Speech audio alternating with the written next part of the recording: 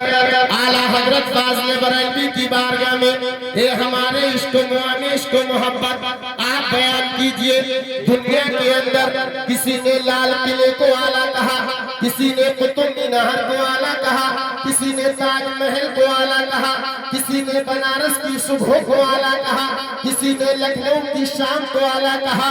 ये इमाम अहमद रजा आप किसको आला कहते हैं, आप किसको अफजल कहते हैं? तो बरेली के इमाम अहमद रजा खान ने सुन्नियों की शान ने हमारी पहचान ने जब बरेली की सरजमीन से कलम उठाया तो ना लाल किले को आला कहा है, ना कुतुब मीनार को आला कहा है, ना मेरे इमाम ने ताजमहल को आला कहा, बल्कि मेरा इमाम पुकार रहा है ना लाल किला आला है, ना कुतुब मीनार आला है। अगर कोई आला है तो बरेली का ताजदार बोला सबसे आला हमारा नबी, सबसे वाला वाला हमारा नबी।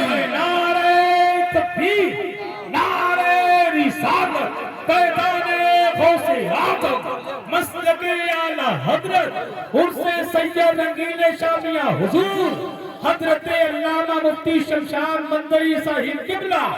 वाह वाह वाह वाह, बहुत अच्छा।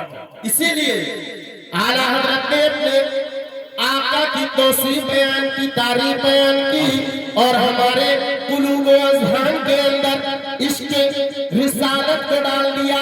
अब हम आला हजरत की बारगाह में कहा करते हैं, नमाज फज्र पढ़ करके अपने मुस्तफा की बारगाह में सलाम पेश किया करते हैं। तो अपने आला हजरत की बारगाह में कहते हैं कि डाल दी कल्ब में अज़मत मुस्तफा। क्या बात है, वाह वाह।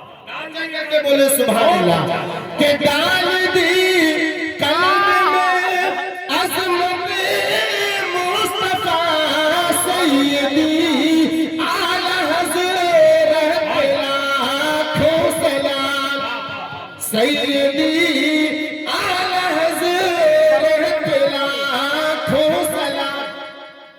तो आप अपने बच्चों को और खुद भी मसलके आला हजरत का पाबंद रखें, वरना तरह तरह के लोग आपके ईमान पर डाका डालने के लिए आ रहे हैं। लेकिन आप सबसे पहले अपने ईमान की हिफाजत करें। और आज के वक्त में ईमान की हिफाजत के लिए मसलके आला हजरत बेहतरीन मसलक है, उस पर आप कायम दायम रहें। इंशाअल्लाह आप अपने अकीदे की हिफाजत करते नजर आएंगे। तो मैंने आयत करीमा की तिलावत की। अल्लाह पाक बयान फरमाता है, कू अनफुसकुम व अहलीकुम नारा। ये लोगों, तुम अपने आप को और अपने घर वालों को जहन्नम की आग से बचाओ। वो जहन्नम की आग कि जिसका ईंधन इंसान और पत्थर है। ये लोगों, अल्लाह रब्बुल इज्जत ने बयान कर दिया, ये लोगों खुद भी अपने आप को जहन्नम की आग से बचाओ, अपने घर वालों को भी जहन्नम की आग से बचाओ।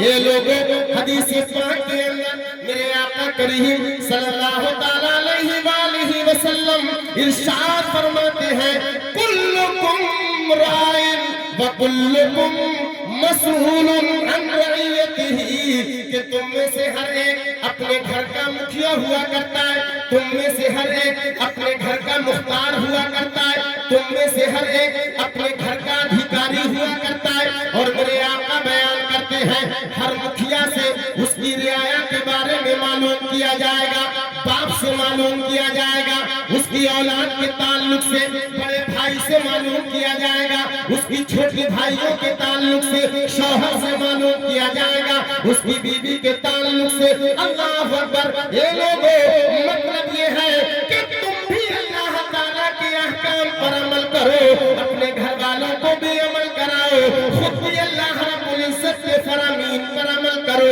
अपने घर वालों को भी अमल कराओ। अल्लाह अल्लाह, हम और आप अगर आज का माहौल देखें, हम अपने घरानों का जायजा लिया करते हैं, तो हमें और आपको पता ये चलता है कि बाप भी नमाज नहीं पढ़ा करता है, वो अपने बच्चों को भी नमाज का हुक्म नहीं दिया करता है, खुद भी नमाज छोड़ता है, बच्चों से भी नमाज के लिए नहीं कहता है। एक शौहर नमाज खुद नहीं पढ़ा करता है, न वो अपनी बीवी को कहा करता है, इसलिए नहीं कहता है। अगर शौहर ने अपनी बीवी से कहा, ये मेरी शरीके हयात, ये मेरी वाइफ, ये मेरी बीवी, तू नमाज पढ़ा कर, तो बीवी पलट करके कहेगी कि तुम पहले पढ़ लो। तो इसलिए शौहर अपनी बीवी से नहीं बोलता है, और बीवी अपने शौहर से नहीं कह रही कि तुम नमाज पढ़ो। क्यों? इसलिए कि शौहर कहेगा मेरी बीवी पहले तू नमाज पढ़ ले। तो एक दूसरे के गुनाह लोग छिपाए हुए हैं, कोई किसी को नेकी की दावत नहीं दे रहा है। जबकि बाप नमाज पढ़ता है, उसके बच्चे नमाज नहीं पढ़ा करते, तो बाप ये ना समझे कि मैं कामयाब हो गया, मैं जन्नत का ठेकेदार हो गया। अगर बच्चे नमाज नहीं पढ़ रहे हैं तो कयामत के दिन बाप से मालूम किया जाएगा, तू इनका मुखिया था, तू इनका सरपरस्त था, तूने इनको नमाज पढ़ने की ताकीद क्यों ना की, तूने नमाज पढ़ने का हुक्म ना दिया। अगर कोई शौहर नमाज पढ़ रहा है, बीवी नमाज नहीं पढ़ा करती, तो अल्लाह अकबर, वो अपने आप को कामयाब न समझे, बल्कि कयामत में मालूम किया जाएगा ये बीवी तेरे सरपरस्ती में थी, ये बीवी तेरे ज़ेरे सरपरस्त थी, तूने इसको नमाज के लिए क्यों नहीं कहा था, तूने इससे अल्लाह ताला की इताअत और फरमाबरदारी के लिए नहीं कहा था। ये हमारी माँ बहनें अल्लाह ये आज के वक्त में बेपर्दगी का मुजाहरा कर रही है, शादी ब्याह के मौके पर जाया करती है तो बेपर्दगी के साथ जाया करती है, बाजार मार्केटों में जा रही है तो बेपर्दगी के साथ में जा रही है। शौहर ये ना समझे कि हम नमाज पढ़ रहे हैं काफी हो गया, बल्कि उनकी बेपर्दगी के ताल्लुक से शौहरों से भी मालूम किया जाए, मालूम कर लिया जाए।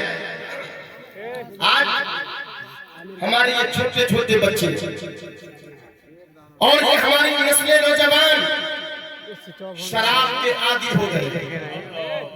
आज कौन सा ऐसा करिया गांव देहात कि जहां पर शराब नोशी आम न हो जाए, लेकिन किसी को फिक्र नहीं। वो शराब, छोटा सा बच्चा भागता दौड़ता आता है, वो कहता है दूल्हा मियां को मैंने देखा है। लोग कहते हैं बता तूने कहाँ देखा, तो वो छोटा सा बच्चा कहता है दूल्हा मियां छत पर पड़े हुए धूप में सूख रहे हैं, अब उनको उठा करके दूल्हा बनाया जा रहा है। ये दूल्हा के दोस्तों अहबाब इतनी शराब नोशी करके जाते हैं बारातों में कि जहां बारात जाती है तो वहां पर छेड़खानी के मामला सामने आते हैं, लड़ाई दंगे के मामला सामने आते हैं, और बाज जगह पर लाठियां डंडे चल जाते हैं, बारातें बगैर दुल्हन के वापस आ जाती हैं।